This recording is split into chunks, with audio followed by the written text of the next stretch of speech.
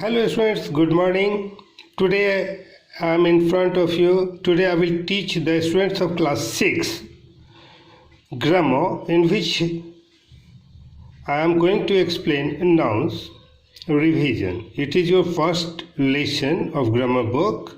So as far as noun is concerned, this I have already explained in my previous classes, that nouns are the names of persons, places, things, animals. There are 5 kinds of noun: proper noun, common noun, material noun, abstract noun, collective noun. They are countable, uncountable. So you know all these things very well. Now here you have to do something. Here in this exercise which has been given here, work in pairs. Think of appropriate nouns to complete the following phrases. तो यहाँ पर आपके सामने कुछ phrases दिए हुए हैं, जैसे a slice of bread, a cake of soap. तो इस तरह से आप जान रहे हैं कि नाउन कॉन्क्रीट नाउन होता है. कॉन्क्रीट नाउन वो नाउन होते हैं जिसे हम देख सकते हैं, छू सकते हैं. एब्स्ट्रैक्ट नाउन वो नाउन होते हैं जिसे हम देख या छू नहीं सकते. काउंटेबल नाउन होते हैं जिसे हम गिन सकते हैं. अनकाउंटेबल नाउन्स होते हैं जिनको हम गिन नहीं सकते. सिंगुलर नाउन्स जब एक की बात करते हैं तो वो सिंगुलर नाउन होते हैं. प्लूरल जो एक से ज़्यादा होते हैं वो प्लूरल नाउन होते हैं. कलेक्टिव नाउन जब एक जैसी चीज़ों के संग्रह की बात करते हैं, एक जैसी चीज़ों के समूह की बात करते हैं, तो उसे कलेक्टिव नाउन कहते हैं.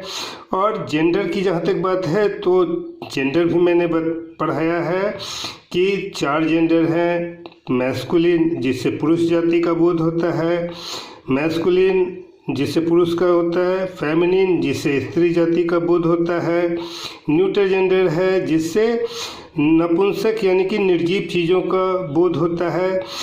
कभी कभी जो इंसान के बहुत छोटे बच्चे होते हैं, 2 महीने 4 महीने के, जिनको देखकर हम नहीं कह सकते कि वो मेल है या फीमेल, तो उसे भी न्यूटर जेंडर में ही रखा जाता है. और चौथा है कॉमन जेंडर, जिसमें ऐसे नाउन आते हैं जो मेल और फीमेल के लिए समान रूप से प्रयोग किए जाते हैं. जैसे प्रोफेशंस के नाम हैं doctor, teacher, principal, singer, advocate, engineer. तो ये सब कॉमन जेंडर के एग्जाम्पल्स हैं. तो यहाँ जो एक्सरसाइज आपको दिया हुआ है, the exercises which have been given here, you have to do it. But for you, to help you, I have done all the things. You can note down in your books, copies, and try to memorize them. So here a slice of bread, a cake of soap, a pinch of salt, a gust of wind, a ray of light, a grain of rice, a piece of cake, a blade of fan, a pair of socks, a coil of wire. Now here who am I? यहाँ मैं कौन हूँ? तो यहाँ ये आपके लिए homework है, क्योंकि यहाँ एक सेंटेंस दिया हुआ है कि I am trained to care for the sick. I am trained to care for the sick और इन्फॉर्म.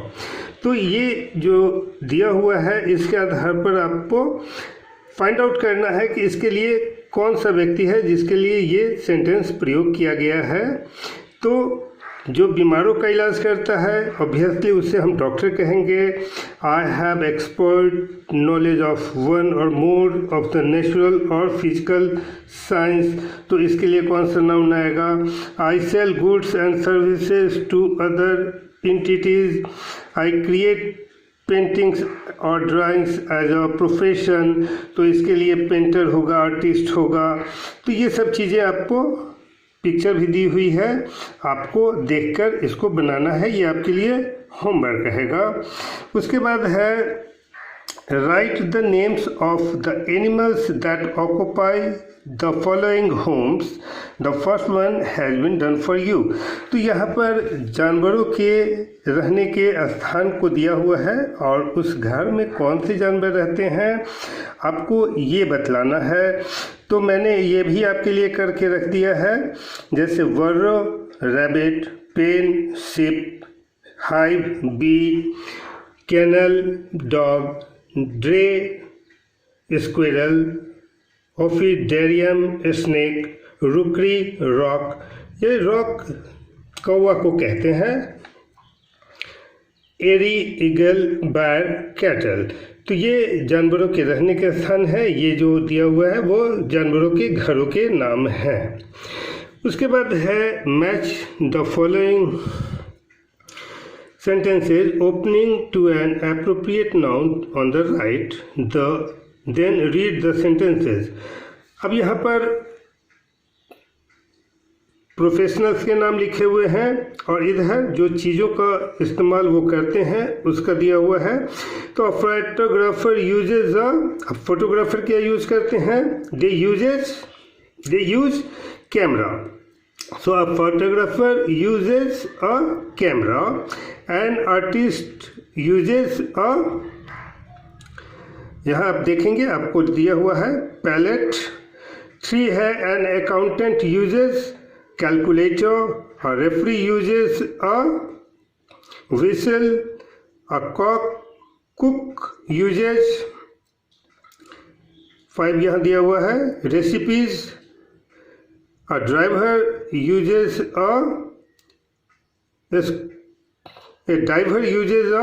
scuba suit, यानी गोताखोर स्कूबा सूट पहनते हैं। And explorer uses a compass, जो खोज करते हैं जगह जगह का वो अपने साथ कंपास रखते हैं ताकि दिशा का पता चले। और doctor uses a stethoscope, a surgeon uses a scalpel, a programmer uses a computer, an astronomer uses a telescope, a music conductor uses a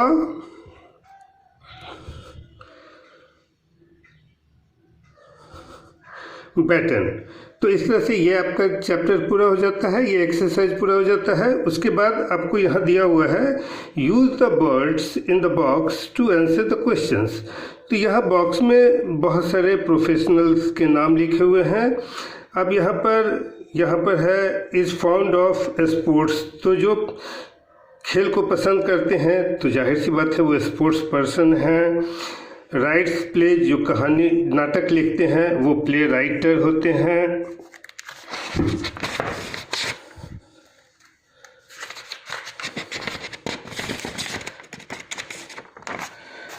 उसके बाद है is in charge of a museum or an art gallery.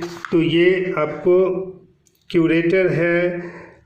Host a show on television or on stage, anchor है। Examines accounts officially, auditor. Writes for newspaper or magazine, journalist. Edits a newspaper, magazine, other periodicals, editor. Guides an orchestra during a performance, conductor.